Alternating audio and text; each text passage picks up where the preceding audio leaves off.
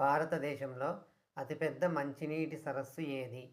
భారతదేశంలో అతి చిన్న పులుల సంరక్షణ కేంద్రం ఏ రాష్ట్రంలో ఉంది? హలో అండి, వెల్కమ్ టు టుడేస్ వీడియో. ఈ వీడియోలో మనం ఈ 2 ప్రశ్నలకు సమాధానాలు తెలుసుకుందాం. భారతదేశంలో అతిపెద్ద మంచినీటి సరస్సు ఏది? ఈ ప్రశ్నకు సమాధానం భారతదేశంలో అతిపెద్ద మంచినీటి సరస్సు ఉలార్ సరస్సు. ఇది ఆసియాలోనే అతిపెద్ద మంచినీటి సరస్సుల్లో కూడా ఒకటి.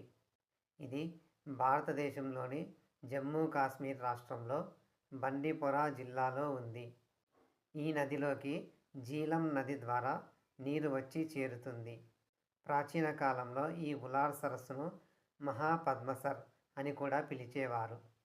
ఈ ప్రశ్నను మరోలా కూడా అడిగే అవకాశం ఉంది. ఎలా అంటే, భారతదేశంలో అతిపెద్ద మంచినీటి సరస్సు ఏ రాష్ట్రంలో ఉంది? అప్పుడు దీనికి సమాధానం జమ్మూ కాశ్మీర్. మరొక ప్రశ్న, భారతదేశంలో అతి చిన్న పులుల సంరక్షణ కేంద్రం ఏ రాష్ట్రంలో ఉంది? దీనికి సమాధానం భారతదేశంలో అతి చిన్న పులుల సంరక్షణ కేంద్రం బోర్ టైగర్ రిజర్వ్.